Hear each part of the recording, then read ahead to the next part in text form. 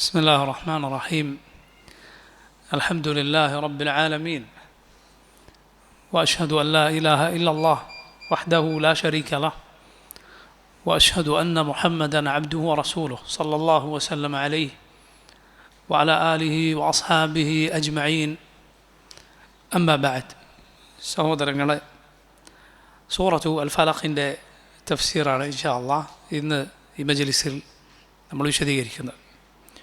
സൂറത്തുൽ ഫലഖും സൂറത്തുൻ നാസും മുഅവ്വിദതാൻ എന്ന് അറിയപ്പെടുന്ന രണ്ട് സൂറത്തുകളാണ്. അതായത് മന്ത്രിക്കാനുള്ള സൂറത്തുകൾ. നോക്കൂ, റബ്ബ് സുബ്ഹാനഹു വ തആല അവൻ്റെ റഹ്മത്തിനാൽ അവൻ്റെ ഫദ്ലിനാൽ മന്ത്രിക്കാനുള്ള സൂറത്തുകൾ വളരെ എളുപ്പമാക്കിയിരിക്കുന്നു. മന്ത്രിക്കുക എന്നത് ഒരു പ്രയാസമുള്ള കാര്യമോ അതല്ലെങ്കിൽ ആർക്കെങ്കിലും മാത്രം ചെയ്യാൻ പറ്റുന്ന കാര്യമോ ഒന്നുമല്ല. മറിച്ച് നമുക്കെന്തെങ്കിലും പ്രയാസമുണ്ടോ ബുദ്ധിമുട്ടുണ്ടോ നമ്മൾ മന്ത്രിച്ചാൽ മതിയാകും. സ്വയം മന്ത്രിക്കുക. അതുപോലെ നമ്മുടെ പ്രിയപ്പെട്ടവർ, കുട്ടികൾ, അതുപോലെ പ്രായമേറിയവർ, ഇവർക്കെല്ലാം അവരാവശ്യപ്പെടാതെ തന്നെ അങ്ങോട്ട് മന്ത്രിച്ചു കൊടുക്കുക എന്നത് നല്ല കാര്യമാണ്. നബി സല്ലല്ലാഹു അലൈഹി വസല്ലം നിങ്ങളിൽ ആർക്കെങ്കിലും തൻ്റെ സഹോദരനെ സഹായിക്കാൻ സാധിക്കുമെങ്കിൽ സഹായിക്കുക എന്ന് മന്ത്രത്തെക്കുറിച്ച് പറഞ്ഞിട്ടുണ്ട്. അതാണ് മന്ത്രത്തിൽ ഏറ്റവും നല്ലതും സുരക്ഷിതവുമായ രീതി. എന്നാൽ പ്രോത്സാഹിപ്പിക്കപ്പെടാത്ത രീതിയാണ് മറ്റുള്ളവരോട് മന്ത്രിക്കാൻ ആവശ്യപ്പെടുക എന്നത്. മറ്റുള്ളവരോട് എനിക്കൊന്ന് മന്ത്രിച്ച് തരണം എന്ന് ആവശ്യപ്പെടുക പ്രോത്സാഹിപ്പിക്കപ്പെടാത്ത രീതിയാണ്. മറിച്ച് പ്രോത്സാഹിപ്പിക്കപ്പെട്ടത് എന്താണ്? സ്വയം മന്ത്രിക്കുക എന്നതാണ്. അല്ലാഹുവിൻ്റെ റസൂൽ സല്ലല്ലാഹു അലൈഹി വസല്ലം വിചാരണയോ ശിക്ഷയോ കൂടാതെ സ്വർഗത്തിൽ കടക്കുമെന്ന് പറഞ്ഞ ചില ആളുകൾ, അവർ തൗഹീദ് സാക്ഷാത്കരിച്ച തഹ്ഖീഖ് നടത്തിയ ആളുകളാണ്. അവരുടെ വിശേഷണങ്ങളിൽ ഒന്നായി നബി സല്ലല്ലാഹു അലൈഹി വസല്ലം പറഞ്ഞു, വലാ യസ്തർഖൂൻ, അവർ മന്ത്രിക്കാൻ ആവശ്യപ്പെടുകയില്ല എന്നത്. കാരണം നമുക്കറിയാം, മറ്റുള്ളവരോട് മന്ത്രിക്കാൻ ആവശ്യപ്പെടുക എന്നത് അവരിൽ ഹൃദയം അവലംബിച്ചു പോകാൻ കാരണമാകുന്ന ഒരു കാര്യമാണ്. മന്ത്രിച്ച ആൾ പ്രത്യേകിച്ച് അസുഖമോ മറ്റോ ഭേദമാവുക കൂടി ചെയ്താൽ അങ്ങനെയുള്ളവരിൽ വല്ലാതെ ഹൃദയം ബന്ധിപ്പിക്കപ്പെടാൻ, അവരിൽ ഒരവലംബം ഒരു നിലക്ക് ഉണ്ടാകാൻ അത് കാരണമായേക്കും എന്നാണ്. അപ്പോൾ നോക്കൂ, അതുകൊണ്ട് ഏറ്റവും നല്ലത് സ്വയം മന്ത്രിക്കുക. നോക്കൂ, മന്ത്രിക്കാനുള്ള ഏറ്റവും നല്ല സൂറത്തുകൾ ഈ സൂറത്തുകൾ, ചെറിയ സൂറത്തുകളാണ്. ഈ സൂറത്തുകളുടെ പ്രത്യേകത എന്താണ്? നോക്കൂ നിങ്ങൾ, ഉഖ്ബത്ത് ഇബ്നു ആമിർ റളിയല്ലാഹു അൻഹു എന്ന സഹാബി പറയുകയാണ്, ബൈന അന അസീറു മഅ റസൂലില്ലാഹി സ്വല്ലല്ലാഹു അലൈഹി വസല്ലം ബൈനൽ ജുഹ്ഫത്തി വൽ അബ്വാ, ഞാൻ അല്ലാഹുവിൻ്റെ റസൂലിൻ്റെ കൂടെ യാത്ര ചെയ്യുകയായിരുന്നു. ഞങ്ങൾ ജുഹ്ഫക്കും അബ്വാഇനും ഇടയിൽ സഞ്ചരിക്കുക. രണ്ട് സ്ഥലങ്ങളുടെ പേരാണ് ജുഹ്ഫയും അബ്വാഉം. ഇദ് ഗശിയത്നാ റീഹുൻ വദുൽമത്തുൻ ശദീദത്തുൻ, ആ സമയത്ത് കടുത്ത ഇരുട്ടും അതുപോലെ കാറ്റുമെല്ലാം വന്നു. കാറ്റും ഇരുട്ടുമൊക്കെ ഉള്ള ഒരവസ്ഥ ആ യാത്രക്കിടയിൽ ഉണ്ടായി. ഫജഅല റസൂലുള്ളാഹി സ്വല്ലല്ലാഹു അലൈഹി വസല്ലം യതഅവദു ബിഅഊദു ബിറബ്ബിൽ ഫലഖ് വഅഊദു ബിറബ്ബിൻ നാസ്. അല്ലാഹുവിൻ്റെ റസൂൽ സ്വല്ലല്ലാഹു അലൈഹി വസല്ലം ഈ രണ്ട് സൂറത്തുകൾ ഓതി അള്ളാഹുവിനോട് കാവൽ തേടുകയാണ് ആ സമയത്ത്. വയഖൂൽ, എന്നിട്ട് നബി പറയുകയും ചെയ്തു, യാ ഉഖ്ബ, ഓ ഉഖ്ബ, തഅവദ് ബിഹിമാ, ഈ രണ്ട് സൂറത്തുകൾ കൊണ്ട് നീ അള്ളാഹുവിനോട് കാവൽ തേടുക. ഫമാ തഅവദ മുതഅവ്വിദുൻ ബിമിസ്ലിഹിമാ, ഫമാ തഅവദ മുതഅവ്വിദുൻ ബിമിസ്ലിഹിമാ, കാവൽ തേടുന്ന ഒരാളും ഈ രണ്ട് സൂറത്തുകൾ കൊണ്ട് കാവൽ തേടുന്നത് പോലെ തേടിയിട്ടില്ല. നിങ്ങൾ ഇതുപോലെ കാവൽ തേടാൻ മറ്റൊന്നുമില്ല എന്നാണ് അല്ലാഹുവിൻ്റെ റസൂൽ സല്ലല്ലാഹു അലൈഹി വസല്ലം പറയുന്നത്. നോക്കൂ, ഖുർആനിലെ എളുപ്പമുള്ള, നമ്മളൊക്കെ ചെറിയ പ്രായത്തിൽ പഠിച്ചിട്ടുള്ള ഈ രണ്ട് സൂറത്തുകൾ, അതിൻ്റെ പ്രത്യേകത ഇത്രയും വലുതാണ്. അതുകൊണ്ട് തന്നെ നോക്കൂ, ഖുൽ ഹുവല്ലാഹു അഹദ് സൂറത്തിൻ്റെ വിശദീകരണത്തിൽ നമ്മൾ പഠിച്ചതുപോലെ ഈ രണ്ട് സൂറത്തുകൾ ആവർത്തിച്ച് ചൊല്ലാൻ ഒരു മുസ്ലിം പഠിപ്പിക്കപ്പെട്ടിരിക്കുന്നു. ഓരോ ഫർദ നിസ്കാരങ്ങൾക്ക് ശേഷവും, അതുപോലെ രാവിലെയും വൈകുന്നേരവും 3 തവണ. രാവിലെയും വൈകുന്നേരവും എന്ന് പറഞ്ഞാൽ രാവിലെയും വൈകുന്നേരവും ചൊല്ലാനുള്ള ദിക്റുകൾ, അത് ഏത് ദിക്റാകട്ടെ, അതിൻ്റെ സമയം സൂര്യൻ രാവിലത്തെ സമയം ഫജർ ഉദിച്ചത് മുതൽ, ഫജർ ആയത് മുതൽ സൂര്യൻ ഉദിക്കുന്നത് വരെയാണ്. ഫജർ എന്ന് പറഞ്ഞാൽ സുബ്ഹിൻ്റെ സമയം ആരംഭിച്ചത് എപ്പോഴാണോ അപ്പോൾ മുതൽ സൂര്യൻ ഉദിക്കുന്നത് വരെ, അല്ലെങ്കിൽ സുബ്ഹ് നിസ്കാരം കഴിഞ്ഞതിന് ശേഷം സൂര്യൻ ഉദിക്കുന്നത് വരെ. അതുപോലെ വൈകുന്നേരത്തെ ദിക്ർ എന്ന് പറഞ്ഞാൽ അതിൻ്റെ സമയം അസർ നിസ്കാരം കഴിഞ്ഞത് മുതൽ സൂര്യൻ അസ്തമിക്കുന്നത് വരെ. രാവിലെയും വൈകുന്നേരവുമുള്ള ദിക്റുകളുടെ സമയം ഇതാണ്. ഇമാം ഇബ്നുൽ ഖയ്യിം റഹിമഹുല്ലാ അതേക്കുറിച്ച് പറയപ്പെട്ട അഭിപ്രായങ്ങളിൽ ഏറ്റവും ശരി ഇതാണ് എന്ന് പറഞ്ഞത് കാണാം. അതേസമയം അത് വിട്ടുപോയി, അല്ലെങ്കിൽ മറ്റെന്തെങ്കിലും കാരണത്താൽ അങ്ങോട്ടും ഇങ്ങോട്ടും സമയം മാറിപ്പോയാൽ യാതൊരു കുഴപ്പവുമില്ല. മറന്നുപോയി, അല്ലെങ്കിൽ മറ്റെന്തെങ്കിലും കാരണത്താൽ സമയം അങ്ങോട്ടും ഇങ്ങോട്ടും ആയിപ്പോയി, കുഴപ്പമില്ല, മറന്നുപോയി. സൂര്യൻ ഉദിച്ചതിന് ശേഷം ചൊല്ലിക്കോളൂ. അതുപോലെ വൈകുന്നേരത്തെ സൂര്യൻ അസ്തമിച്ചതിന് ശേഷം മഗ്‌രിബിന് ശേഷം ചൊല്ലിക്കോളൂ. അല്ല, അതിനും കുറേ കഴിഞ്ഞിട്ടാണ് ഓർമ്മ, എന്നാലും ചൊല്ലിക്കോളൂ, യാതൊരു കുഴപ്പവുമില്ല. രാവിലെയും വൈകുന്നേരവും അള്ളാഹുവിനെ ദിക്ർ ചെയ്യാൻ പ്രത്യേകം ശ്രദ്ധിക്കുക. അള്ളാഹു അത് കൽപ്പിച്ചതാണ്. യാ അയ്യുഹല്ലദീന ആമനു ഉദ്കുറുല്ലാഹ ദിക്റൻ കസീറ വസബ്ബിഹൂഹു ബുക്റതൻ വഅസീല. മുഅ്മിനുകളെ, നിങ്ങൾ അള്ളാഹുവിനെ ധാരാളമായി ഓർക്കുക, രാവിലെയും വൈകുന്നേരം അള്ളാഹുവിനെ നിങ്ങൾ തസ്ബീഹും ഹംദും നടത്തുക. നോക്കൂ, ഈ 3 സൂറത്തുകൾ ഇങ്ങനെ പല സന്ദർഭങ്ങളിൽ രാവിലെയും വൈകുന്നേരവും കൂടാതെ ഉറങ്ങാൻ കിടക്കുമ്പോൾ മന്ത്രിക്കാൻ ഒക്കെ ഈ സൂറത്ത് നബി സല്ലല്ലാഹു അലൈഹി വസല്ലം നമുക്ക് മാതൃകയായി കാണിച്ചു തന്നിരിക്കുന്നു. എന്താണ് ഈ സൂറത്തിൻ്റെ പേര്? ഫലഖ് എന്നാണ്. എന്തുകൊണ്ടാണ് അങ്ങനെ ഈ സൂറത്തിന് പേര് പറയപ്പെട്ടത്? ആദ്യത്തെ ആയത്തിൽ ആ പദം വന്നതുകൊണ്ട്. ഖുൽ അഊദു ബിറബ്ബിൽ ഫലഖ്. അള്ളാഹു പറയുന്നു, ഖുൽ, നീ പറയുക, അഊദു, ഞാൻ കാവൽ തേടുന്നു, ബിറബ്ബിൽ ഫലഖ്, ഫലഖിൻ്റെ റബ്ബിനോട്. അഊദു ബില്ലാഹ് എന്ന് പറഞ്ഞാൽ അതിൻ്റെ അർത്ഥം എന്താണ്? അള്ളാഹുവിനോട് ഞാൻ കാവൽ തേടുന്നു. നോക്കൂ, അസ്തഈദു ബില്ലാഹ് എന്ന് പറഞ്ഞാൽ തന്നെ അള്ളാഹുവിനോട് കാവൽ തേടുന്നു എന്ന് അർത്ഥം ലഭിക്കും. പൊതുവെ ഒരു കാര്യം ആവശ്യപ്പെടാൻ അറബിയിൽ പ്രയോഗിക്കാറുള്ള പ്രയോഗവും അതാണ്. ഇസ്തആന, ഇസ്തഗാഥ, അതുപോലെ ഇസ്തആദ. എങ്കിൽ പറയുക അസ്തഈദു ബില്ലാഹ് എന്നാണ്. ഖുൽ അസ്തഈദു ബില്ലാഹ്, അള്ളാഹുവിനോട് ഞാൻ കാവൽ തേടുന്നു. ആ പ്രയോഗമല്ല റബ്ബ് പറഞ്ഞത്, മറിച്ച് ഖുൽ അഊദു ബില്ലാഹ്. അഊദു എന്ന പ്രയോഗത്തിൽ അള്ളാഹുവിനോട്, അവൻ്റെ കാവലിലേക്ക് നീ മുഴുവനായി, ആ കാവലിലേക്ക് റബ്ബേ നീ എന്നെ കാക്കണമേ എന്ന് പറഞ്ഞ് അവൻ്റെ കാവലിലേക്ക് നീ ഓടിച്ചെല്ലുക. അവൻ്റെ കാവലിൽ നീ ഒന്നാകെ, അവൻ്റെ കാവലിൽ പ്രവേശിക്കാൻ അവനോട് നിന്നെ പ്രവേശിപ്പിക്കാൻ തേടുക എന്ന അങ്ങേയറ്റം ഉള്ളിൽ കടന്ന അർത്ഥം അഊദു എന്ന പ്രയോഗത്തിനുണ്ട്. ഖുൽ അഊദു, അല്ലാഹുവേ ഞാൻ അഭയം തേടുന്നു, നിന്നിലാണ് അഭയം. ബറബ്ബിൽ ഫലഖ്, ഫലഖിൻ്റെ റബ്ബിനോട്, ഫലഖിൻ്റെ റബ്ബിനോട്. നോക്കൂ, അള്ളാഹുവിനോടല്ലാതെ ഇസ്തിആദ പാടില്ല. കാവൽ തേടുക എന്നത് അള്ളാഹുവിനോടല്ലാതെ ഒരിക്കലും പാടില്ല. മുശ്രിക്കുകൾ അള്ളാഹു അല്ലാത്തവരോട് കാവൽ തേടിയിരുന്നു. മുശ്രിക്കുകൾ അള്ളാഹു അല്ലാത്തവരോട് കാവൽ തേടിയിരുന്നു. മുഅ്മിനീങ്ങൾ തേടുകയില്ല. നോക്കൂ, പഴയകാലത്ത് മുശ്രിക്കുകൾ അവരേതെങ്കിലും താഴ്വരയിലോ മറ്റോ എത്തിച്ചേർന്നാൽ ഉടനെ പറയും അഊദു ബിഅളീമി ഹാദൽ വാദി. ഈ താഴ്വരയിലെ നേതാവായ പിശാചിനോട്, ജിന്നിനോട് ഞാൻ കാവൽ തേടുന്നു എന്ന് പറയും. മുശ്രിക്കുകളുടെ രീതിയായിരുന്നു അത്. മുസ്ലിമീങ്ങൾ അള്ളാഹുവിനോടല്ലാതെ കാവൽ തേടുകയില്ല. അള്ളാഹുവിനോട് മാത്രമേ അവർ കാവൽ തേടുകയുള്ളൂ. അവൻ്റെ വിശേഷണം ഫലഖിൻ്റെ റബ്ബാണ് എന്ന അവൻ്റെ പേരും വിശേഷണവും ഇവിടെ എടുത്തു പറയുന്നു. ഫലഖ് എന്നാൽ എന്താണ് അർത്ഥം? ഫലഖ് എന്നാൽ ഒരു കാര്യം പിളർത്തി പുറത്തേക്ക് വരുന്നതിന് ഫലഖ് എന്ന പദം ഉപയോഗിക്കാറുണ്ട്. നോക്കൂ, പ്രഭാതം നോക്കൂ, രാത്രിയെ പിളർത്തി ആണ് അത് പുറത്തേക്ക് വരുന്നത്, അത് പൊട്ടിവിടരുകയാണ് പ്രഭാതം, വെളിച്ചം. അതുപോലെ നോക്കൂ, ധാന്യമണികൾ അത് പിളർത്തി പുറത്തേക്ക് കൊണ്ടുവരുന്നവനാണ് റബ്ബ്. ഖുർആനിൽ അള്ളാഹു പറഞ്ഞത് കാണാം, ഇന്നല്ലാഹ ഫാലിഖുൽ ഹബ്ബി വന്നവ. ഇന്നല്ലാഹ ഫാലിഖു അൽ ഹബ്ബി വന്നവ. അള്ളാഹു ഫാലിഖാണ് എന്ന് പറഞ്ഞാൽ അവൻ പിളർത്തി പുറത്തേക്ക് കൊണ്ടുവരുന്നവനാണ്. അൽ ഹബ്ബി വന്നവ, ധാന്യവും അതുപോലെ വിത്തും അതിനെ പിളർത്തി പുറത്തേക്ക് കൊണ്ടുവരുന്നവനാണ് റബ്ബ് സുബ്ഹാനഹു വ തആല.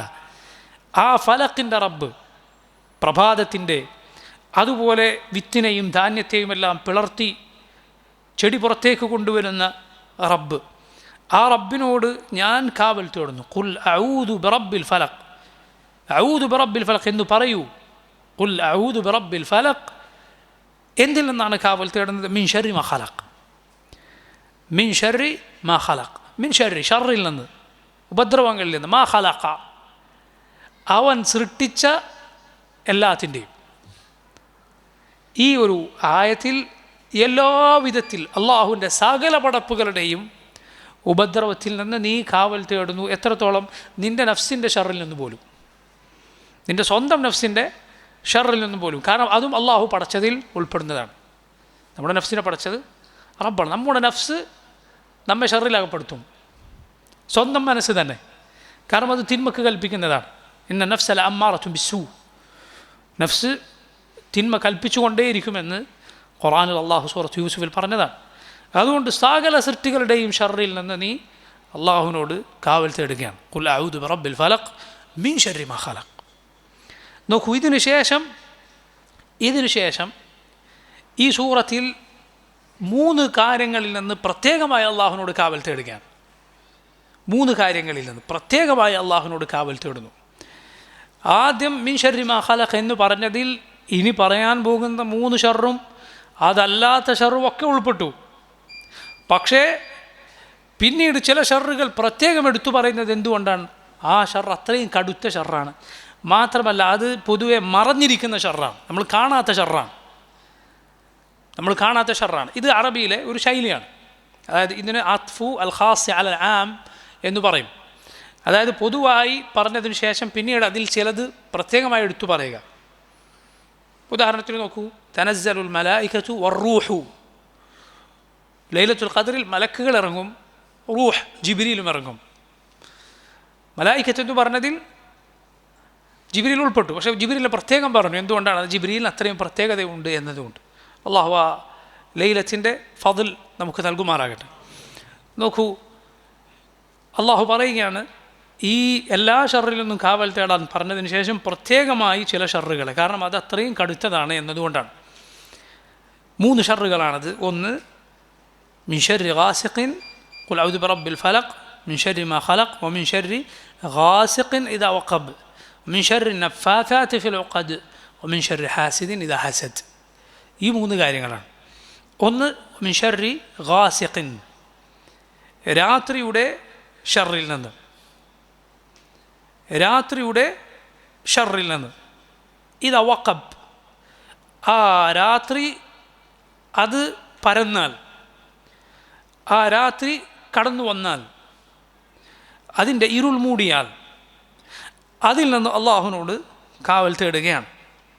എന്തുകൊണ്ടാണ് രാത്രിയുടെ ഷർറിനെ കുറിച്ച് പ്രത്യേകം പറഞ്ഞത്? കാരണം രാത്രിയാണ് ഷുറൂറിൻ്റെ ഷർറിൻ്റെ ആളുകൾ പൊതുവേ അതിൻ്റെ ഷർറുമായി പുറത്തേക്കിറങ്ങുക.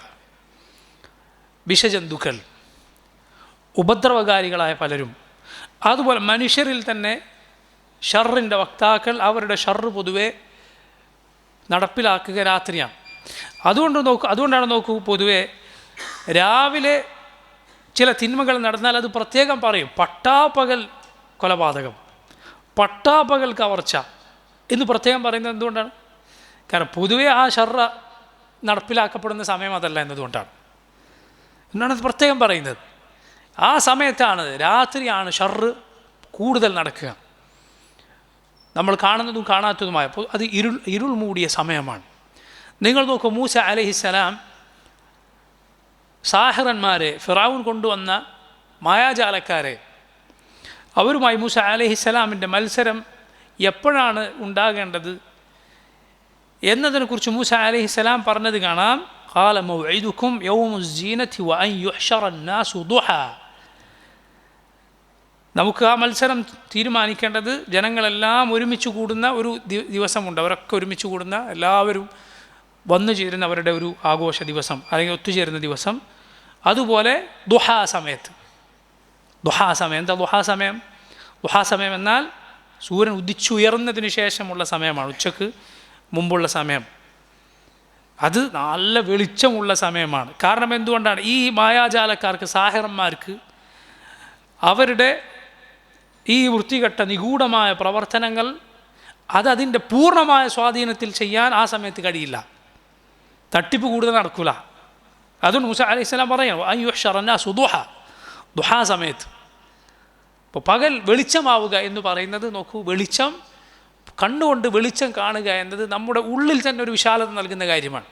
നിങ്ങൾക്ക് എല്ലാവർക്കും അനുഭവമുള്ള കാര്യമാണ്. ഒരു വെളിച്ചമുള്ളിടത്ത് നിൽക്കുന്നു, ഇരുട്ട് മൂടിയ വെളിച്ചം വളരെ കുറഞ്ഞ സ്ഥലത്ത് നിൽക്കുന്നു, മനസ്സിൽ തന്നെ അതിൻ്റെ വ്യത്യാസമുണ്ടാകും. കണ്ണുകൊണ്ട് കാണുന്ന കാഴ്ചയാണ്, പക്ഷേ ഉള്ളിൽ അതിൻ്റെ വ്യത്യാസമുണ്ടാകും. ഏതുപോലെ നിങ്ങൾ നോക്കൂ, നല്ല സുഗന്ധം അത് ആസ്വദിക്കുക എന്നത് റൂഹിന് പോലും അതിൻ്റെ സ്വാധീനം ഉണ്ടാകുമെന്നാണ്. ഉള്ളിൽ അതിൻ്റെ സ്വാധീനം, മനസ്സിൽ അതിൻ്റെ സ്വാധീനം നമ്മൾ കാണും, അറിയും. മോശമായ ഗന്ധം അത് മൂക്കൊണ്ടാണ് മണക്കുന്നത്, പക്ഷെ ഉള്ളിൽ അതിൻ്റെ സ്വാധീനം അപ്പോൾ അറിയും. വെളിച്ചം അത് നോക്കൂ, നമ്മുടെ ഉള്ളകം പോലും വിശാലമാക്കുന്ന കാര്യമാണ്. അതുകൊണ്ടാണ് നന്മയെ വെളിച്ചത്തോടും തിന്മയെ ഇരുട്ടുകളോടും ഉപമപ്പെടുത്താറുള്ളത്. സത്യത്തിൻ്റെ വെളിച്ചം എന്നാണ് പറയുക, സത്യത്തിൻ്റെ ഇരുട്ടെന്നാരും പറയുകയില്ല. അതുകൊണ്ട് നോക്കൂ, രാത്രി ഇരുൾ മൂടുമ്പോൾ അതിൻ്റെ ഷർറിൽ നിന്ന് അള്ളാഹുവിനോട് കാവൽ തേടുന്നു. നബി സല്ലല്ലാഹു അലൈഹി വസല്ലം പറഞ്ഞിട്ടുണ്ട്, മഗ്രിബിൻ്റെ സമയം അതായാൽ നിങ്ങൾ വാതിലടക്കുക, കുട്ടികളെ ഉള്ളിൽ പിടിച്ചു വെക്കുക, പുറത്തേക്ക് വിടരുത്. എന്തുകൊണ്ടാണ്? പിശാചുക്കൾ അലഞ്ഞു തിരിയുന്ന സമയമാണത്. എന്നിട്ട് രാത്രി അങ്ങ് മൂടിക്കഴിഞ്ഞാൽ പിന്നെ കുഴപ്പമില്ല. അതായത് രാത്രി അങ്ങോട്ട് കടന്നു കഴിഞ്ഞാൽ പ്രശ്നം. ആ സമയം, രാത്രി ആകുന്ന സമയം, സൂര്യൻ അസ്തമിക്കുന്ന ആ സമയം ശ്രദ്ധിക്കണം എന്നാണ്. വമിൻ ഷർരി അന്നഫാഥാത്തി ഫിൽ ഉഖദ്, അതിനുശേഷം അള്ളാഹുവിനോട് കാവൽ തേടുന്നു. വമിൻ ഷർരി, ഷർറിൽ നിന്ന് അന്നഫാഥാത്ത്. നഫാഥാത്ത് എന്നാൽ ഊതുന്ന സ്ത്രീകൾ എന്നാണ് അതിൻ്റെ അർത്ഥം.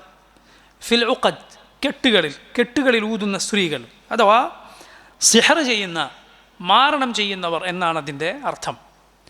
എന്തുകൊണ്ടാണ് അത് നഫാഥാത്ത് എന്ന സ്ത്രീലിംഗ പ്രയോഗം പ്രയോഗിച്ചത്? അള്ളാഹു അലം.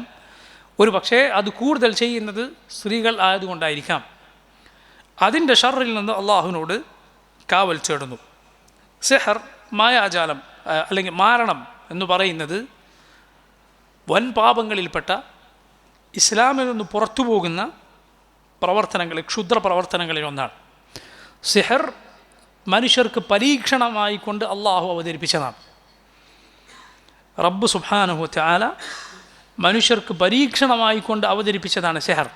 പരിശുദ്ധ ഖുർആനിൽ അള്ളാഹു അത് പറഞ്ഞത് കാണാം. സൂറത്തുൽ ബഖറയിൽ അള്ളാഹു ജനങ്ങൾക്ക് പരീക്ഷണമായി അവതരിപ്പിച്ചതാണത്. അത് പഠിക്കലും പഠിപ്പിക്കലും ചെയ്യിക്കലും എല്ലാം ഇസ്ലാമിൽ നിന്ന് പുറത്തു പോകുന്ന പ്രവർത്തനമാണ്. അതൊരാൾ പഠിപ്പിച്ചാൽ ചെയ്യിച്ചാൽ ഒക്കെ അവൻ്റെ വിധി എന്താണ്? അവൻ കാഫറായി പോയിരിക്കുന്നു. ഇസ്ലാമിൽ അവന് പിന്നെ സ്ഥാനമില്ല, ഇസ്ലാമിൽ നിന്ന് പുറത്താണ്. ഒരു ഇസ്ലാമിക ഭരണകൂടമുണ്ട് എങ്കിൽ അവന് ശിക്ഷ എന്താണ്? ദർബത്തും ബിസൈഫ്, ഹദ്ദു സാഹിരി ദർബത്തും ബിസൈഫ്. അവൻ്റെ തലവെട്ടലാണ് ഇസ്ലാമിക ഭരണകൂടത്തിൽ ഒരു സാഹിറിന്, സിഹർ ചെയ്യുന്നവനുള്ള ശിക്ഷ. നമ്മുടെ ഉമ്മ ഹഫ്സ റളിയല്ലാഹു അൻഹ, അവരെ സിഹർ ചെയ്തതിൻ്റെ പേരിൽ ഇസ്ലാമിക ഭരണകൂടം ചില സ്ത്രീകളെ തലവെട്ടിയിട്ടുണ്ട്. നമ്മുടെ ഉമ്മ ഹഫ്സ റളിയല്ലാഹു അൻഹയുടെ പരാതി പ്രകാരം. അപ്പോൾ നോക്കി, സഹാബത്ത് നടപ്പിലാക്കിയിട്ടുള്ള, നബി സല്ലല്ലാഹു അലൈഹി വസല്ലം പഠിപ്പിച്ചിട്ടുള്ള കാര്യമാണ്. ഇത്രയും ഗുരുതരമായ കാര്യമാണ്. അത് എന്താണ് യഥാർത്ഥത്തിൽ? അത് ചില കെട്ടുകൾ കെട്ടുകയും എന്നിട്ട് അതിലേക്ക് ചില വാക്കുകൾ പറഞ്ഞ് ഊതുകയും പിശാചുക്കളെ ഉപയോഗപ്പെടുത്തുകയും ചെയ്തുകൊണ്ട് ചെയ്യുന്ന പ്രവർത്തനങ്ങളാണ്. അതിന് ഹഖീഖത്ത് ഉണ്ട്. അള്ളാഹു ഉദ്ദേശിച്ചാൽ ഉദ്ദേശിച്ചതുപോലെ അത് ഫലിക്കും. മറക്കരുത്, അത് ചെയ്യുകയോ പഠിപ്പിക്കുകയോ ഒക്കെ ചെയ്യുന്നത് കുഫ്രാൻ, ഇസ്ലാമിൽ പുറത്തു പോകുന്ന കാര്യമാണ്. പക്ഷേ അതുകൊണ്ട് അള്ളാഹു ഉദ്ദേശിച്ച ഉപദ്രവങ്ങൾ ഉണ്ടായേക്കാം. അള്ളാഹു പറഞ്ഞു, വമാഹും ബിദാരിന ബിഹി മിൻ അഹദിൻ ഇല്ലാ ബിഇദ്നില്ലാഹ്. അള്ളാഹു അനുവദിച്ചാലല്ലാതെ അതുകൊണ്ട് ഉപദ്രവം ഉണ്ടാവുകയില്ല എന്ന് പറഞ്ഞാൽ ആളുകൾക്ക് ചിലപ്പോൾ രോഗം ഉണ്ടായേക്കാം, ചിലപ്പോൾ ആളുകൾ മരണപ്പെട്ടു പോയേക്കാം ഉപദ്രവം കടുത്തിട്ട്, അവർക്ക് മാനസികമായി പ്രശ്നങ്ങൾ ഉണ്ടായേക്കാം, അവരും അവരുടെ പ്രിയപ്പെട്ടവരും തമ്മിൽ കുഴപ്പങ്ങൾ ഉണ്ടായേക്കാം, ഭാര്യ ഭർത്താക്കന്മാർ തമ്മിൽ, അടുത്ത സ്നേഹജനങ്ങൾ തമ്മിൽ. ഇങ്ങനെയുള്ള ഫലങ്ങൾ അതുകൊണ്ട് അള്ളാഹു ഉദ്ദേശിച്ചാൽ ഉണ്ടായേക്കാം. ശ്രദ്ധിക്കുക, അള്ളാഹു ഉദ്ദേശിച്ചാൽ ഉണ്ടാവുക. അതുകൊണ്ട് റബ്ബിനോട് കാവൽ തേടുക, അതാണ് പരിഹാരം. അള്ളാഹു ഉദ്ദേശിച്ചാലേ ഉണ്ടാവുകയുള്ളൂ. അള്ളാഹുവിനോട് കാവൽ തേടലാണ് പരിഹാരം. എന്നാൽ ശ്രദ്ധിക്കുക, സിഹർ കൊണ്ട് ഒരിക്കലും ഒരു വസ്തുവിനെ മറ്റൊന്നാക്കി മാറ്റാൻ സാധിക്കുകയില്ല. മനസ്സിലായില്ലേ? ഒരു കല്ല്, ഒരു പാറക്കഷ്ണം, ഒരു കല്ല്, അതിനെ സ്വർണ്ണമാക്കി മാറ്റാൻ സിഹർ കൊണ്ട് സാധിക്കുകയില്ല. മനസ്സിലായില്ലേ? അത് ഒന്ന് അള്ളാഹു പടച്ചൊരു പടപ്പിനെ അത് വേറൊന്നാക്കി മാറ്റാൻ ഒരിക്കലും സിഹർ കൊണ്ട് സാധിക്കില്ല. അതുകൊണ്ടാണ് മൂസ അലൈഹിസ്സലാം വടിയിട്ടപ്പോൾ അത് പാമ്പായി. അവരവരുടെ കയറുകളും വടികളും ഇട്ടപ്പോൾ അത് പാമ്പാണെന്ന് തോന്നിക്കപ്പെട്ടു. യുഖയ്യലു ഇലൈഹി മിൻ സിഹ്രിഹിം അന്നഹ തസ്ആ, പാമ്പുകളായി ചലിക്കുന്നത് പോലെ തോന്നിക്കപ്പെട്ടു. എന്നാൽ മൂസ അലൈഹിസ്സലാമിനെ തോന്നിച്ചതാണോ? അല്ല, അത് ഒറിജിനൽ പാമ്പാണായത്. അത് ഈ കണ്ട അവരുടെ മാരണത്തെ മുഴുവൻ, അവരുടെ വടികളെയും കയറിനെയും മുഴുവൻ വിഴുങ്ങി. അപ്പോൾ അവർക്ക് മനസ്സിലായി എന്ത്, ഇത് സിഹറല്ല. അവരുടനെ മുസ്ലിമീങ്ങളായി. കാരണം അവർക്ക് സിഹർ അറിയാം. അവർക്കറിയാം ഇത് സിഹർ കൊണ്ട് ഒരിക്കലും നടക്കുകയില്ല, ഇത് യാഥാർത്ഥ്യമാണ്. അതവരുടെ വടികളെയും കയറുകളെയും ഒക്കെ വിഴുങ്ങി അവരുടനെ ഇസ്ലാം സ്വീകരിച്ചു, സുജൂദിൽ വീണു എന്നാണ്. അമന്ന ബിറബ്ബിൽ ആലമീൻ റബ്ബി മൂസ വ ഹാറൂൻ. രാവിലെ സാഹിറുകളായിരുന്നവർ വൈകുന്നേരം ഷഹീദുകളായി കൊല്ലപ്പെട്ടു അള്ളാഹുവിൻ്റെ മാർഗത്തിൽ. അങ്ങനെയുള്ള ആളുകൾ, അവർക്ക് അത് മനസ്സിലാക്കാൻ സാധിച്ചു. കാരണം ഇത് സിഹർ കൊണ്ട് സാധ്യമല്ല, സിഹർ കൊണ്ട് ഒന്നിനെ വേറൊന്നാക്കി മാറ്റാൻ കഴിയില്ല. അള്ളാഹു ഉദ്ദേശിച്ച ചില ഉപദ്രവങ്ങൾ അതുകൊണ്ട് ഉണ്ടാകും. നമ്മുടെ റസൂൽ സല്ലല്ലാഹു അലൈഹി വസല്ലമക്കെതിരിൽ ലബീദ് ഇബ്നുൽ അഅസം എന്ന യഹൂദി ജൂതൻ, അവർ ഏത് കാലത്തും സിഹറിൻ്റെ ആളുകളാണ്. ഏത് കാലത്തും ഖുർആൻ അള്ളാഹു സിഹറിനെ കുറിച്ച് പറഞ്ഞത് തന്നെ അവരെ കുറിച്ച് പറഞ്ഞിട്ടാണ്. വത്തബഉ മാ തത്ലു ശയാത്തീനു അലാ മുൽക്കി സുലൈമാൻ വമാ കഫറ സുലൈമാൻ വലാകിന്ന ശയാത്തീന കഫറു യുഅല്ലിമൂന അന്നാസ സിഹർ. അവരാണ് സിഹറിൻ്റെ പിന്നാലെ പോയതെന്നാണ് അള്ളാഹു പറഞ്ഞത്. അള്ളാഹുവിൻ്റെ കിതാബ് വലിച്ചെറിഞ്ഞു, നല്ലത് വലിച്ചെറിഞ്ഞു, അപ്പോൾ അവർക്ക് മോശമായത് പകരം കിട്ടി. അള്ളാഹുവിൻ്റെ കിതാബ് വലിച്ചെറിഞ്ഞപ്പോൾ സിഹറാണ് പകരം കിട്ടിയത്. നല്ലത് ഒഴിവാക്കിയാൽ മോശമായതുകൊണ്ട് അള്ളാഹു പരീക്ഷിക്കുമെന്ന പാഠം അതിലുണ്ട്. അപ്പോൾ അവർ സിഹറിൻ്റെ ആളുകളാണ്. റസൂലുള്ളാഹി സ്വല്ലല്ലാഹി അലൈഹി വസല്ലമക്ക് അതുകൊണ്ട് ഉപദ്രവങ്ങൾ ഉണ്ടായി. നബി സല്ലല്ലാഹി അലൈഹി വസല്ലമക്ക് അതുകൊണ്ട് പ്രയാസങ്ങളുണ്ടായി. എന്താണ് നബി സല്ലല്ലാഹു അലൈഹി വസല്ലമക്ക് ഉണ്ടായ പ്രയാസം? അള്ളാഹുവിൻ്റെ റസൂൽ സല്ലല്ലാഹു അലൈഹി വസല്ലമക്ക് അവിടുത്തെ വീട്ടുകാരുടെ ഭാര്യമാരുടെ അരികിലേക്ക് പോയി എന്ന് തോന്നുക, നബി സല്ലല്ലാഹു അലൈഹി വസല്ലമക്ക് പ്രയാസം അനുഭവപ്പെടുക. എന്നാൽ അള്ളാഹുവിൻ്റെ റസൂൽ സല്ലല്ലാഹു അലൈഹി വസല്ലമക്ക് ഒരിക്കലും നബിയുടെ സ്വബോധം നഷ്ടപ്പെട്ടിട്ടില്ല. അതുകൊണ്ടാണ് നബിക്കിത് അറിയുന്നുണ്ട്, എനിക്ക് പ്രയാസമുണ്ട് എന്ന്. രണ്ട് മലക്കുകൾ അപ്പുറവും ഇപ്പുറവും വന്നു. എന്നിട്ട് അവർ സംസാരിച്ചു, എന്താണ് ഇദ്ദേഹത്തിന് സംഭവിച്ചത്. ഇപ്പോൾ ഒരു മലക്ക് പറയും മത്ബൂബ്, സിഹർ സംഭവിച്ചതാണ്. മൻതബ്ബഹു, ആരാണ് സിഹർ ചെയ്തത്? ലബീദ് ഇബ്നുൽ അഅസം. എന്തിലാണ് ചെയ്തത്? ചീർപ്പിലും മുടിയിലുമൊക്കെ, ഒരു കിണറ്റിലാണ് അത് വെച്ചിട്ടുള്ളത്. ഇതൊക്കെ മലക്കുകൾ സംസാരിക്കണം. നബി സല്ലല്ലാഹു അലൈഹി വസല്ലം അത് കേൾക്കുന്നുണ്ട്, അറിയുന്നുണ്ട്. റസൂലുള്ളാഹി സ്വല്ലല്ലാഹു അലൈഹി വസല്ലമക്ക് സ്വബോധം നഷ്ടപ്പെട്ടിട്ടുണ്ടോ? ഇല്ല. അവിടുത്തെ വഹീന് എന്തെങ്കിലും പ്രയാസം ഉണ്ടായിട്ടുണ്ടോ? ഇല്ല. നബിക്കൊരു പ്രയാസമുണ്ട്, ആ പ്രയാസം നബിക്കറിയാം. ഏതുപോലെ അള്ളാഹുവിൻ്റെ റസൂൽ സല്ലല്ലാഹു അലൈഹി വസല്ലമക്ക് ശരീരത്തിന് വേദന ഉണ്ടായിട്ടില്ലേ? ശത്രുക്കൾ കുഴിച്ച് കുഴിയിൽ വീണിട്ടില്ലേ? റസൂലുള്ളാഹി സ്വല്ലല്ലാഹു അലൈഹി വസല്ലമക്ക് പല്ല് പൊട്ടിയിട്ടില്ലേ? രോഗങ്ങൾ ഉണ്ടായിട്ടില്ലേ? അതെല്ലാം പരീക്ഷണമാണ്. ആ പരീക്ഷണങ്ങൾ ശരീരത്തിന് ബാധിക്കുക എന്നത്, അതുപോലെ മുശ്രിക്കുകളുടെ ബുദ്ധിമുട്ടുകൾ കൊണ്ട് മാനസികമായി പ്രയാസമുണ്ടാവുക എന്നത് നബിയുടെ സ്ഥാനത്തിനും മഹത്വത്തിനും ഒരു കോട്ടവും ഉണ്ടാക്കുകയില്ല. എന്നു മാത്രമല്ല, സ്ഥാനം ഉയരുകയാണ് ചെയ്യുക. കാരണം ആ പരീക്ഷണം അള്ളാഹുവിൻ്റെ മാർഗത്തിലാണ് റസൂലുള്ളാഹി സ്വല്ലല്ലാഹു അലൈഹി വസല്ലം സഹിച്ചത്. നബി യഹൂദി സിഹർ ചെയ്തത് വേറെ എന്തെങ്കിലും ദുനിയാവിൻ്റെ കാര്യത്തിനല്ല. അള്ളാഹുവിൻ്റെ റസൂൽ സല്ലല്ലാഹു അലൈഹി വസല്ലം ഈ ദീൻ പ്രബോധനം ചെയ്തതുകൊണ്ട് ആ അസൂയയും അവൻ്റെ അക്രമം കൊണ്ടാണ് ഈ ചെയ്തത്. അപ്പോൾ നബി സല്ലല്ലാഹു അലൈഹി വസല്ലം അള്ളാഹുവിൽ ദറജ ഏറുകയാണ് അതുകൊണ്ട് സംഭവിക്കുക. അപ്പോൾ സിഹർ ചില സന്ദർഭങ്ങളിൽ ഫലിച്ചേക്കാം. ഫലിച്ചാൽ അല്ലെങ്കിൽ അങ്ങനെ സംഭവിച്ചു എന്ന് തോന്നിയാൽ ബേജാറാകേണ്ടതില്ല. അള്ളാഹുവിനോട് ദുആ ചെയ്യുക, അവനോട് ധാരാളമായി പ്രാർത്ഥിക്കാൻ നബി സല്ലല്ലാഹു അലൈഹി വസല്ലം ദുആ ചെയ്തുകൊണ്ടേയിരുന്നു എന്നാണ്. ഈ സൂറത്തുകൾ ഓതി മന്ത്രിക്കുക, ഫാത്തിഹ ഓതുക, കയ്യിലൂതി മന്ത്രിക്കുക, സൂറത്തുൽ ബഖറ ആവർത്തിച്ച് പൂർണ്ണമായും ഓതാൻ ശ്രമിക്കുക, കയ്യിലൂതുക, തടവുക, അള്ളാഹു രക്ഷപ്പെടുത്തും. അതുപോലെ സിഹർ പല വസ്തുക്കളിലും ചെയ്തേക്കാം, മുടിയിലും അതുപോലെ മറ്റു പലതിലും. അതിൻ്റെ ചില അടയാളങ്ങളുണ്ട്. അക്ഷരങ്ങൾ തിരിച്ചും മറിച്ചൊക്കെ എഴുതുക, അർത്ഥമില്ലാത്ത രൂപത്തിൽ അക്കങ്ങളും അക്ഷരങ്ങളും കുറികളും വരകളുമൊക്കെ വരയ്ക്കുക. ഇങ്ങനെ സിഹറിൻ്റെ പ്രവർത്തനമാണെന്ന് തോന്നിയാൽ വല്ലതും അങ്ങനത്തത് കണ്ടാൽ നശിപ്പിച്ച് കളയുക, ബിസ്മി പറഞ്ഞത് നശിപ്പിച്ച് കളയുക, അള്ളാഹുവിനോട് ദുആ ചെയ്യുക. അതല്ലാതെ അതിൽ വസ്വാസായി നടക്കാനോ, എനിക്ക് സിഹർ ബാധിച്ചിട്ടുണ്ടാവും, ഒരു തലവേദന വന്ന ഉടനെ എനിക്ക് സിഹർ ബാധിച്ചിട്ടുണ്ടാവുമോ, കണ്ണേർ ബാധിച്ചിട്ടുണ്ടാവും, ഒരു പനി വന്നാൽ ഉടനെ എനിക്ക് സിഹറാണോ കണ്ണേറാണോ, ഇങ്ങനെ വസ്വാസിലായി നടക്കാൻ നമുക്ക് പാടില്ല. നമ്മൾ മുവഹിദുകളാണ്, അള്ളാഹുൽ വിശ്വസിക്കുന്ന, അവനിൽ ഭരമേൽപ്പിച്ച, അവനിൽ ഉറപ്പിച്ച് നീങ്ങുന്നവരാണ്. ഒരു ഉപദ്രവം അള്ളാഹു ഉദ്ദേശിച്ചാലല്ല നമുക്ക് ബാധിക്കുകയില്ല. നിർഭയത്വത്തോടെ ജീവിക്കേണ്ടവരാണ്, കഴിയേണ്ടവരാണ് നമ്മുടെ മുൻഗാമികൾ. സല്ലല്ലാഹു അലൈഹി വസല്ലം സഹാബത്തൊക്കെ അങ്ങനെയാണ് ജീവിച്ചത്. അവരെപ്പോഴും ഇത് ആലോചിച്ചിങ്ങനെ നടക്കല്ല. അള്ളാഹുവിനോട് കാവൽ തേടുക, അള്ളാഹുവിനെ സൂക്ഷിക്കുക, അള്ളാഹുവിനെ ഭയപ്പെടുക. എങ്കിൽ നിനക്ക് അതിനെ പേടിക്കേണ്ടി വരികയില്ല. ശരിയാണ്, അള്ളാഹുവിനെ ഭയപ്പെടാതെ ശൈത്താൻ്റെ അനുയായിയായി ജീവിച്ചാൽ നിനക്ക് ഇതൊക്കെ പേടിക്കേണ്ടി വരും, സകലതും. അള്ളാഹുവിനെ സൂക്ഷിക്കുക, അതിൽ നിന്ന് റബ്ബിനോട് കാവൽ തേടുക. അത് വിശദമായി ഒരുപാട് അതിൻ്റെ വിശദാംശങ്ങളിലേക്ക് കടക്കാൻ നമുക്ക് സമയപരിമിതിയുണ്ട്. ഇതാണ് അതിൻ്റെ ചുരുക്കം. ഇത് വൻ പാപങ്ങളിൽപ്പെട്ടതാണ്. അതിൻ്റെ ആളുകൾക്ക് ഇസ്ലാമിലൊരു സ്ഥാനവുമില്ല. എന്നാൽ നോക്കൂ, നമ്മുടെ സമൂഹത്തിൽ, മുസ്ലിം ഉമ്മത്തിൽ സിഹർ അനുവദനീയമാണ് എന്ന് വിശ്വസിക്കുന്ന കൂട്ടരുണ്ട്, അങ്ങനെ പഠിപ്പിക്കുന്ന ആളുകളുണ്ട്. അവർ പല ന്യായങ്ങൾ പറയും.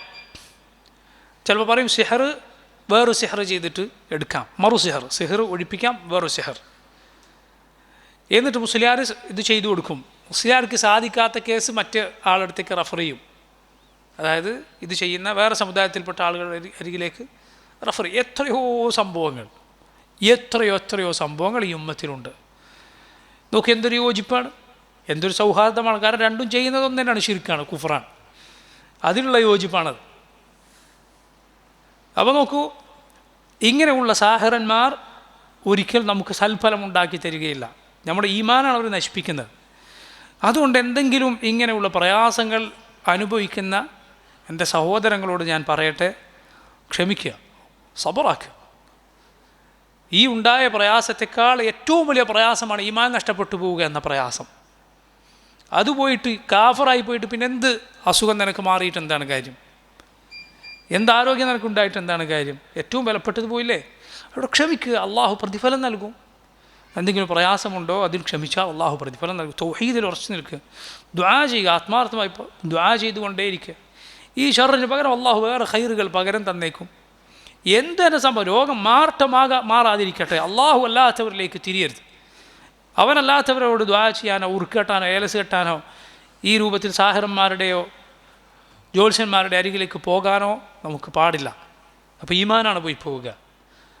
ഇൻഷാ അള്ളാഹ് ശറഈയായ മന്ത്രങ്ങൾ നബി സല്ലല്ലാഹു അലൈഹി വസല്ലം പഠിപ്പിച്ച ഖുർആൻ കൊണ്ടും സുന്നത്തിൽ വന്ന പ്രാർത്ഥനകൾ കൊണ്ടും ഒക്കെ ഉള്ള മന്ത്രം മന്ത്രിക്കും. ഒരാളുടെ അരികിലേക്കും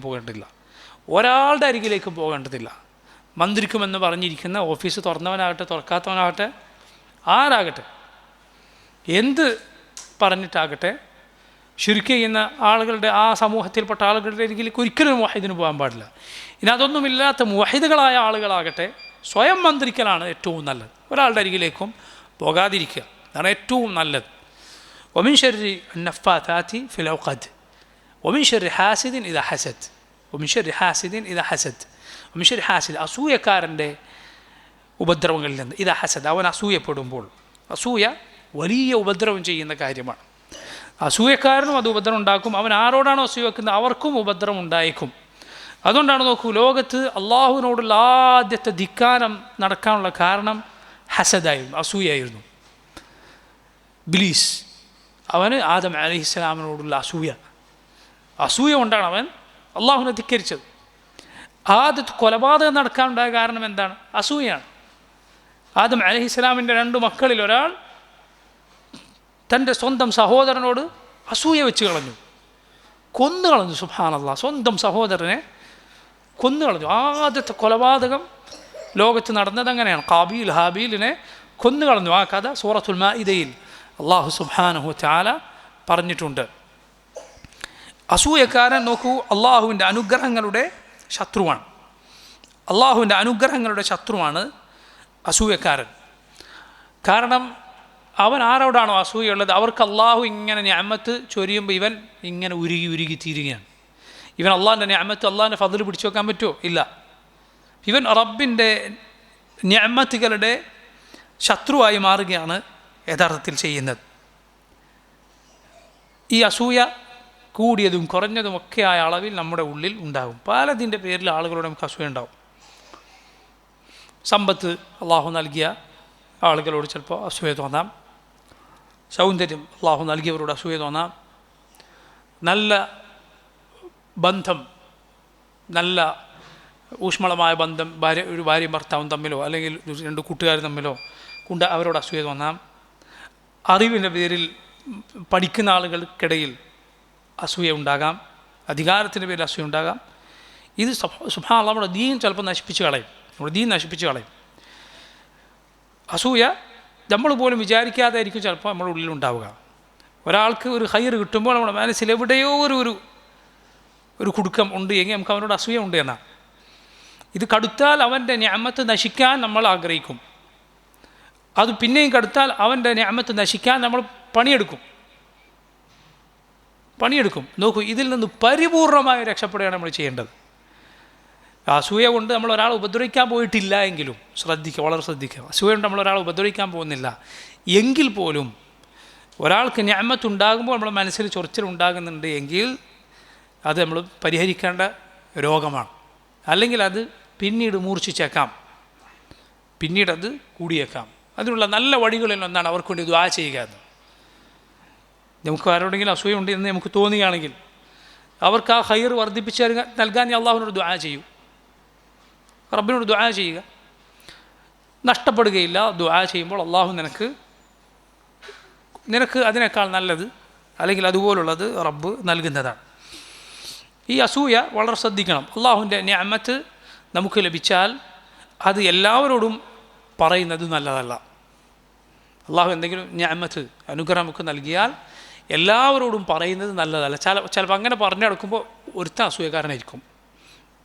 എല്ലാവരോടും നിഅമത്ത് പറയരുത്. ഇഷ്ടമുള്ളവരോട് നീ പറയുക. ചിലപ്പോൾ അപ്പോഴാണ് ഇഷ്ടമുള്ളവരെ ഇഷ്ടമില്ലാത്തവരെയും വേർതിരിക്കാൻ സാധിക്കുക, പുറത്തേക്ക് വരും. അള്ളാഹു റബ്ബുൽ ആലമീൻ ഇസ്ലാമിൻ്റെ മുസ്ലിമീങ്ങളുടെ ശത്രുക്കളെ കുറിച്ച് പറഞ്ഞു, നിങ്ങൾക്കൊരു നല്ല കാര്യമുണ്ടായാൽ അവർ പ്രയാസപ്പെടും, നിങ്ങൾക്ക് പ്രയാസമുണ്ടായാൽ അവർ സന്തോഷിക്കും. ഈ ഗുണമുള്ളവരെ വളരെ സൂക്ഷിക്കണം, ഈ സ്വഭാവമുള്ളവരെ വളരെ സൂക്ഷിക്കണം. നിഅമത്ത് എല്ലാവരോടും പറയേണ്ടതില്ല. അതിന് അള്ളാഹുവിന് ശുക്ർ കാണിക്കുക. അതുപോലെ ഇഷ്ടപ്പെടുന്നവരോട് പറയാം, സന്തോഷം പങ്കിടാം, പക്ഷെ എല്ലാവരോടും പറയരുത്. അതുപോലെ നിങ്ങളുടെ പദ്ധതികൾ എന്തെങ്കിലും ദുനിയാവിൽ ഉയർച്ചയിലേക്കുള്ള എന്തെങ്കിലും നല്ല പദ്ധതികൾ മനസ്സിലുണ്ടോ, എല്ലാവരോടും പോയി പറയരുത്. നാട്ടിലൊന്നാകെ പാടി നടക്കരുത്. മറിച്ച് ആവശ്യമുള്ളവരോട് പറയേണ്ടി വന്നാൽ പറയേണ്ടടുത്ത് മാത്രം പറയുക. അത് വളരെ ശ്രദ്ധിക്കേണ്ട കാര്യമാണ്. നോക്കൂ, ഈ ആയത്തിൻ്റെ തഫ്സീറിൽ മുഫസ്സിറുകളൊക്കെ പറഞ്ഞ ഒരു കാര്യമാണ് ഹസദ് കൊണ്ട് പൊതുവേ ഉണ്ടാകുന്ന കടുത്ത ഒരു ഉപദ്രവമാണ് അൽ ഐൻ, കണ്ണേർ എന്ന് പറയുന്നത്. ആ വിഷയം കൂടി ഒരല്പസമയം ക്ഷമയോടെ കേൾക്കുക. അൽ ഐൻ, കണ്ണേർ എന്ന് പറയുന്നത് പൊതുവേ അസൂയ കൊണ്ടുണ്ടാകുന്ന കാര്യമാണ്. പൊതുവേ അത് ഹക്കാണ്. റസൂലുള്ളാഹി സ്വല്ലല്ലാഹു അലൈഹി വസല്ലം പറഞ്ഞു, അൽ ഐനു ഹഖുൻ, കണ്ണേർ സത്യമാണ്. അൽ ഐനു ഹഖുൻ, കണ്ണേർ സത്യമാണ്.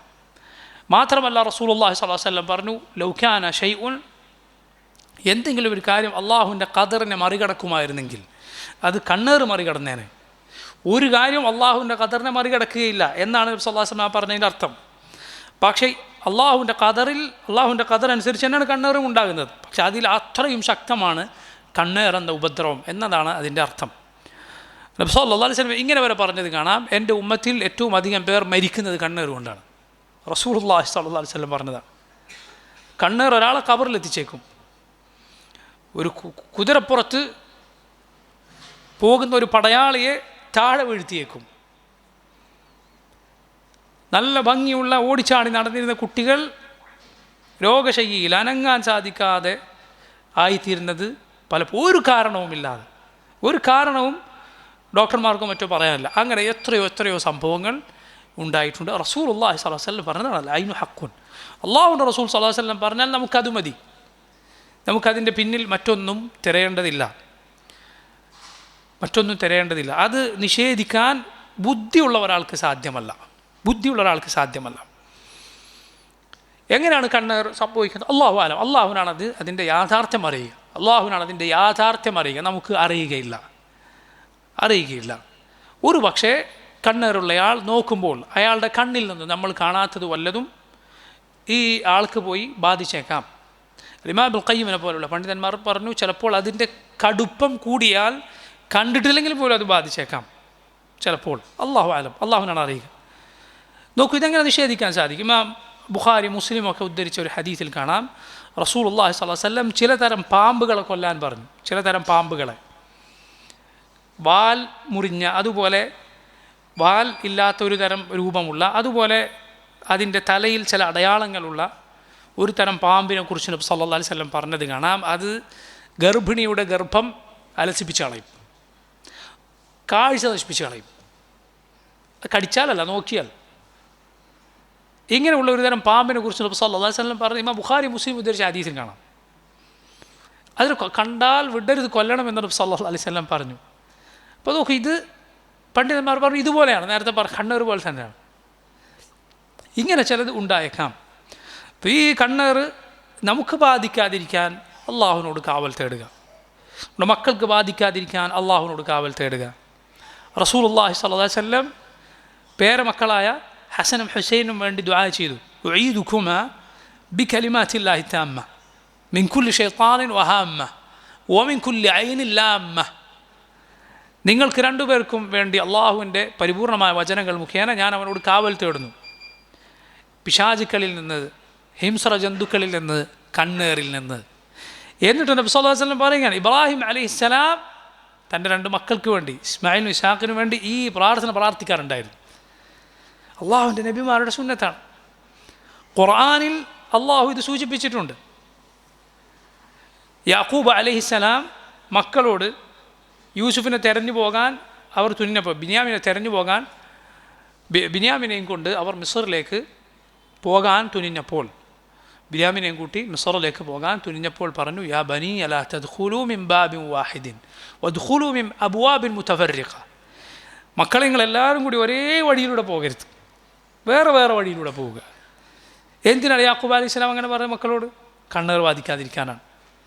കാരണം നമുക്കറിയാം, നല്ല ഭംഗിയുള്ള മക്കളായിരുന്നു യാക്കൂബ് നബിയുടെ മക്കൾ. യൂസുഫ് അലൈഹിസ്സലാമിൻ്റെ സഹോദരങ്ങളാണ്. അവർ മോശക്കാരാവോ? യൂസുഫ് അലൈഹിസ്സലാം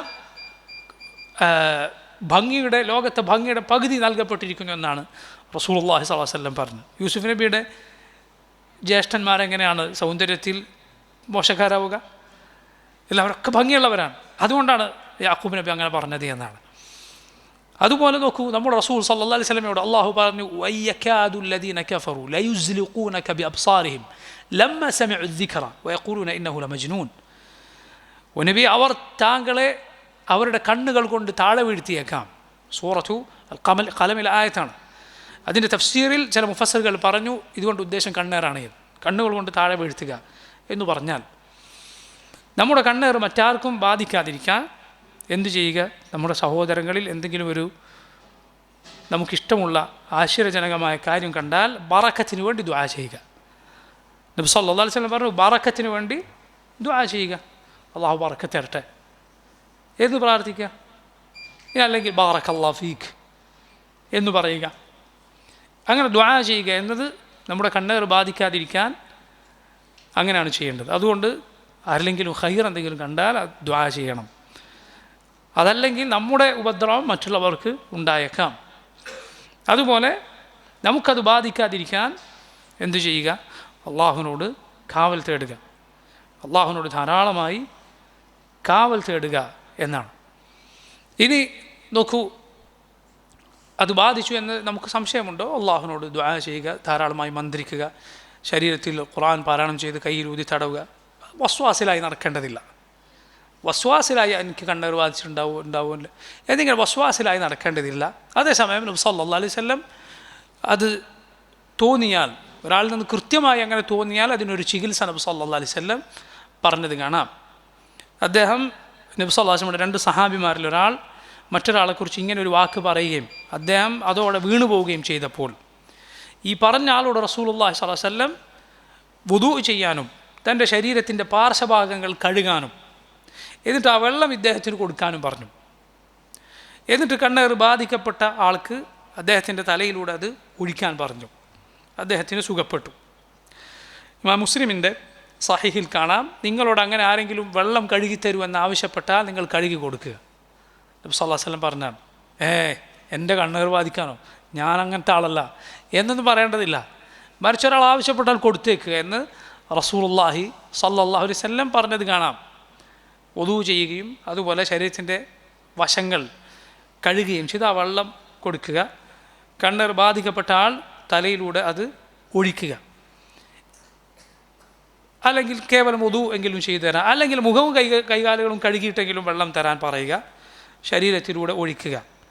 ഇത് ഒരാളിൽ നിന്ന് മറ്റൊരാൾക്ക് കണ്ണേർ ഉണ്ടായി എന്ന് തോന്നിയാൽ ആരിൽ നിന്നാണോ ഉണ്ടായത് അദ്ദേഹത്തോട് ഇങ്ങനെ ആവശ്യപ്പെടാം. ആ വെള്ളം ഈ ആൾക്ക്, അസുഖമുള്ള ആൾക്ക് തലയിലൂടെ ഒഴിക്കാം. അള്ളാഹുവിൻ്റെ റസൂൽ സല്ലല്ലാഹു അലൈഹി വസല്ലം പഠിപ്പിച്ചതാണ്. നബി സല്ലല്ലാഹു അലൈഹി വസല്ലം പഠിപ്പിച്ചതാണ്. മുഅ്മിനീങ്ങൾക്ക് മുഹമ്മദ് സല്ലല്ലാഹു അലൈഹി വസല്ലം അള്ളാഹുവിൻ്റെ റസൂലാണെന്ന് വിശ്വസിക്കുന്നവർക്ക് ഇതിൽ യാതൊരു പ്രയാസവുമില്ല. അതിൽ ഇസ്ലാമിൻ്റെ വിധിവിലക്കുകളോട് യോജിക്കാത്ത യാതൊന്നുമില്ല. മനസ്സിലായില്ലേ? അതിലെന്തെങ്കിലും നജ്സോ അല്ലെങ്കിൽ മറ്റെന്തെങ്കിലുമോ ഇസ്ലാമിൻ്റെ വിധിവിലക്കുകളോട്, ഇസ്ലാമിൻ്റെ പൊതു തത്വങ്ങളോട് യോജിക്കാത്ത യാതൊരു കാര്യവും ഇതില്ല. അതെങ്ങനെ ഉണ്ടാകും? നബി സല്ലല്ലാഹു അലൈഹി വസല്ലം സഹിഹായി വന്നതാണ്. സഹിഹായി വന്നതിൽ ഉണ്ടാവുകയില്ല. അപ്പോൾ നോക്കൂ, ഒരാൾക്കും ഇതുകൊണ്ട് ഉപദ്രവവുമില്ല. ആർക്കും ഉപദ്രവമാണുള്ളത്? ആർക്കും ഉപദ്രവമൊന്നുമില്ല. അതുകൊണ്ട് ഇതാണ് കണ്ണേറിനെ പറ്റി നമുക്ക് ചുരുക്കി പറയാനുള്ളത്. അള്ളാഹുവിനോട് ഈ വക ഷറുകളിൽ നിന്നെല്ലാം കാവൽ തേടുന്ന സൂറത്താണിത്. അള്ളാഹു കാര്യങ്ങൾ യഥാവിധി മനസ്സിലാക്കാനും ഇസ്ലാമിൻ്റെ പാഠങ്ങൾ ഉൾക്കൊള്ളാനും നമുക്കേവർക്കും തൗഫീഖ് ചെയ്യുമാറാകട്ടെ. വസല്ലല്ലാഹു വസല്ലമ അലാ നബീന മുഹമ്മദ് വആലിഹി വസഹ്ബിഹി അജ്മഈൻ. സുബ്ഹാനക അല്ലാഹുമ്മ ബിഹംദിക അഷ്ഹദു അൻ ലാ ഇലാഹ ഇല്ലാ അൻത അസ്തഗ്ഫിറുക വഅതൂബു ഇലൈക്. അസ്സലാമു അലൈക്കും വറഹ്മത്തുള്ളാഹി വബറകാതുഹു.